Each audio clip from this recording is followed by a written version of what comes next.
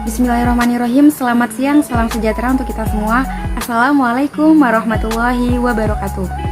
Yang terhormat kepada Ibu Septi Kholisa Umami SEMM selaku dosen pengampu mata kuliah pengantar akuntansi kelas F manajemen, dan kepada teman-temanku sekalian yang saya banggakan.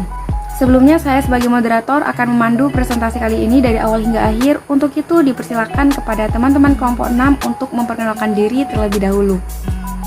Assalamualaikum warahmatullahi wabarakatuh. Perkenalkan, nama saya Fevina Talita Andrani dengan NIM 21104111232.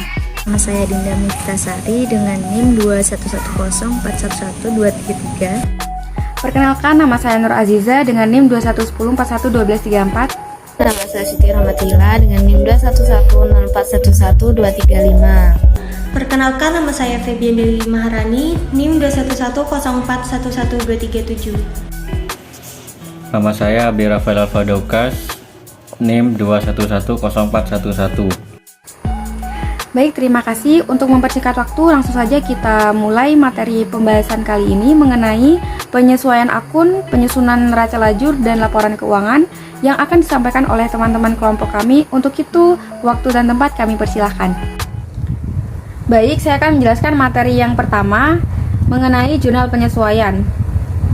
Apa sih jurnal penyesuaian itu? Nah, di sini jurnal penyesuaian adalah tempat pencatatan data-data transaksi tertentu pada akhir periode demi menyesuaikan jumlah rupiah yang terdapat dalam tiap akun terhadap kenyataan pada akhir periode tersebut.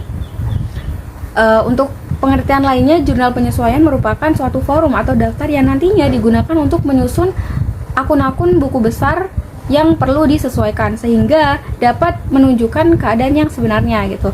Nah, untuk akun buku besar yang sudah menunjukkan keadaan yang sebenarnya bisa langsung digunakan untuk menyusun laporan keuangan. Sedangkan akun buku besar yang belum menunjukkan keadaan yang sebenarnya bisa dibuatkan terlebih dahulu jurnal penyesuaian seperti itu.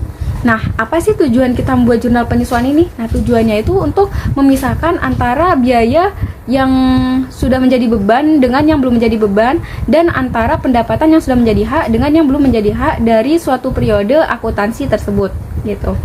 Nah, untuk lebih detailnya, untuk lebih rincinya, apa sih jurnal penyesuaian itu? Nah, jurnal penyesuaian berarti disesuaikan supaya bagaimana mencapai nilai yang real, nilai yang nyata atau nilai yang sebenarnya, seperti itu. Nah, lanjut ke materi berikutnya, yaitu unsur-unsur penyesuaian. Nah, berikut unsur-unsur penyesuaiannya. Unsur-unsur penyesuaian di sini ada 8. Yang pertama, selisih kas kecil. Nah, selisih kas kecil ini adalah selisih antara kas menurut catatan dengan kas menurut perhitungan fisik atau kenyataannya. Nah, di sini teman-teman pasti pernah mengalami di dalam isi dompet teman-teman itu berbeda dengan catatan yang telah dibuat. Padahal setiap pemasukan dan pengeluaran keuangan selalu kita catat.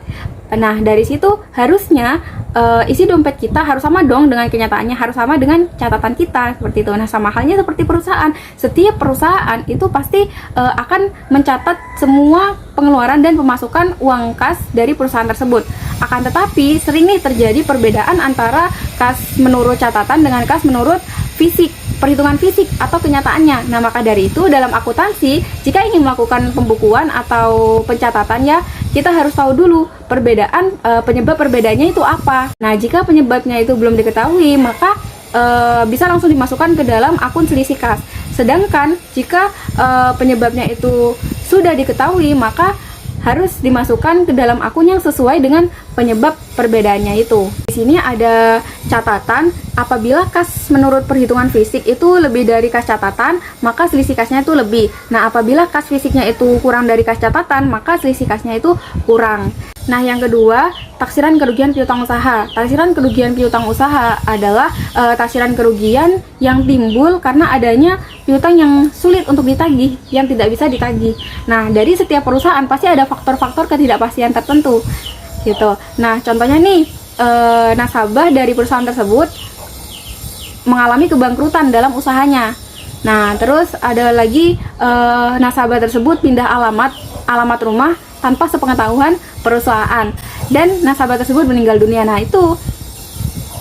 dari situ dibuatlah penyesuaian taksiran kerugian piutang usaha. Berapa sih kerugian yang dialami oleh perusahaan tersebut? Seperti itu. Nah, yang ketiga, biaya pemakaian perlengkapan atau perlengkapan yang terpakai. Biaya pemakaian perlengkapan adalah bagian dari harga beli perlengkapan yang telah dikonsumsi atau dipakai selama periode akuntansi tersebut. Seperti itu. Nah, yang keempat, biaya dibayar di muka atau persekot. Nah, biaya dibayar di muka adalah beban yang sudah dibayarkan, akan tetapi sebenarnya malah harus dibebankan lagi kepada periode yang akan datang. Seperti itu. Nah, yang kelima, penyusutan aset tetap. Penyusutan aset tetap adalah penyusutan aset tetap yang dibebankan dalam suatu periode tertentu. Nah, yang keenam, biaya yang masih harus dibayar atau utang beban. Biaya yang masih harus dibayar adalah beban yang sudah menjadi kewajiban perusahaan untuk membayar akan tetapi belum dicatat atau belum dibayar oleh perusahaan. Seperti itu. Nah, yang ketujuh, pendapatan diterima di muka atau utang pendapatan. Nah, pendapatan diterima di muka adalah pendapatan yang sudah diterima di awal akan tetapi merupakan pendapatan kepada periode yang akan datang, seperti itu. Nah, yang kedelapan, pendapatan yang masih harus diterima. Pendapatan yang masih harus diterima ini adalah suatu pendapatan yang sudah menjadi hak perusahaan akan tetapi masih belum diterima sehingga belum bisa dicatat oleh perusahaan tersebut. Mungkin itu saja yang dapat saya sampaikan. Selanjutnya akan dibahas oleh teman saya. Baik, selanjutnya saya akan menjelaskan tentang alasan pembuatan jurnal penyesuaian. Ada dua alasan. Yang pertama yaitu kepraktisan. Contohnya, pemakai bahan habis pakai. Pencatatan atas pemakaian bahan semacam ini tentunya tidak praktis jika dilakukan setiap kali pemakaian atas bahan tersebut. Oleh karena itu, transaksi seperti ini dicatat pada akhir periode dalam bentuk penyesuaian. Yang kedua adalah alokasi periodik. Contohnya, penyusunan aset tetap, karena perhitungannya berdasarkan jumlah unit yang dihasilkan, nilai ekonomis, dan umur aset. Transaksi seperti ini juga baru bisa dicatat pada akhir periode. Selanjutnya, alasan membuat jurnal penyesuaian.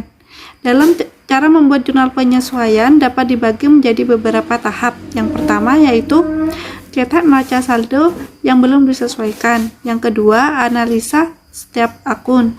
Yang ketiga, cari apa aja yang hilang. Dan keempat, mencatat ayat jurnal penyesuaian. Di sini saya akan menjelaskan materi neraca lajur.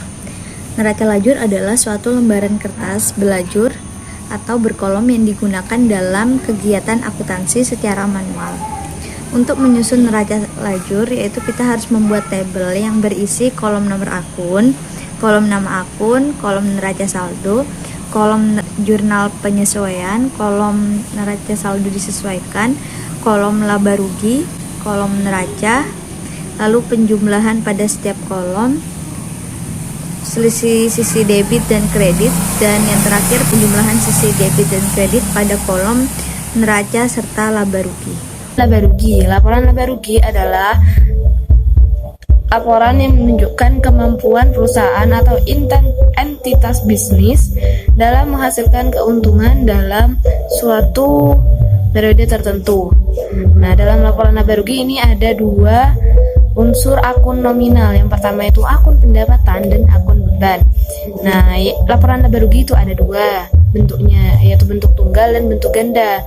Nah, laporan laba rugi bentuk tunggal adalah laporan laba rugi yang semua pendapatannya diklasifikasikan ke dalam satu kelompok, baik itu pendapatan usaha maupun pendapatan luar usaha, dan semua beban diklasifikasikan ke dalam satu kelompok, baik itu beban usaha maupun beban di luar usaha. Dan yang kedua yaitu laporan laba rugi bentuk ganda. Nah, ini adalah suatu laporan laba rugi yang jumlah pendapatan usaha, beban usaha, serta pendapatan dan beban usaha dan beban di luar usaha masing-masing diklasifikasikan ke dalam satu kelompok. Juga terdapat ini berikutnya contoh-contoh dari bentuk-bentuk laporan laba rugi. Di sini saya akan menjelaskan materi keempat tentang pengertian laporan perubahan ekuitas, bentuk laporan perubahan ekuitas, dan menyusun laporan perubahan ekuitas. Yang pertama, pengertian laporan perubahan ekuitas. Laporan perubahan ekuitas adalah laporan yang menggambarkan perubahan ekuitas suatu perusahaan dalam satu periode tertentu. Menurut Rifai, Faizal dan juga Idrus mengemukakan bahwa laporan perubahan ekuitas merupakan laporan yang menggambarkan perubahan saldo akun ekuitas seperti modal disetor, tambahan modal disetor, laba yang ditahan, dan akun ekuitas lainnya. Sedangkan menurut Kasmir, laporan perubahan modal adalah laporan keuangan yang menggambarkan jumlah modal yang dimiliki oleh perusahaan saat ini dan juga menunjukkan perubahan modal serta sebab-sebab berubahnya modal. Berikutnya, menurut Heri, laporan perubahan modal adalah laporan keuangan yang menyajikan ikhtisar perubahan pos-pos ekuitas suatu perusahaan untuk satu periode tertentu. Selama periode tersebut, perubahan ekuitas pemegang saham dapat disebabkan oleh penerbitan dan pembelian kembali saham, serta penginvestasian kembali laba bersih yang masih tersisa atau biasanya setelah pembagian dividen ke dalam perusahaan. Laporan keuangan diharapkan disajikan secara layak, jelas, lengkap, yang mengungkapkan kenyataan-kenyataan ekonomi mengenai eksistensi dan operasi perusahaan tersebut. Yang kedua, bentuk laporan perubahan ekuitas dan menyusun laporan perubahan ekuitas. Sebagai contoh, di sini saya akan menjelaskan laporan perubahan ekuitas dari perusahaan BCG dengan periode yang berakhir pada tanggal 31 Desember 2009. Pada laporan perubahan ekuitas di sini disebutkan bahwa modal awal yang dikeluarkan sejumlah Rp360.000, kemudian laba tahun 2009 yakni sebesar Rp23.500 dan juga pengambilan pref sebesar Rp10.000. Dan totalnya atau biasa disebut dengan modal akhir berjumlah sebesar Rp373.500. Untuk modal awal, jumlah tersebut bersumber dari akun modal awal periode atau bisa dilihat pada neraca saldo atau neraca lajur. Sedangkan untuk modal akhir, jumlah ini akan dimasukkan pada akun modal di laporan neraca. Di sini saya akan melanjutkan materi yang telah disampaikan oleh teman saya, yaitu laporan laba ditahan. Laporan laba ditahan adalah laporan yang menggambarkan perubahan posisi laba ditahan suatu perusahaan selama periode tertentu. Apakah perbedaan laporan laba ditahan dan laporan perubahan ekuitas? Perubahan yang terjadi dalam laporan laba ditahan adalah perubahan struktur laba ditahan. Sedangkan perubahan yang terjadi pada laporan laba ekuitas adalah perubahan ekuitas pemilik perusahaan. Baik, mungkin itu saja yang dapat kelompok kami sampaikan. Kurang lebihnya jika ada salah kata atau sesuatu yang kurang berkenan di hati Anda semua, kami mohon maaf sebesar-besarnya. Saya sebagai moderator pamit undur. Wassalamualaikum warahmatullahi wabarakatuh. Akuntansi, simple, yes I can.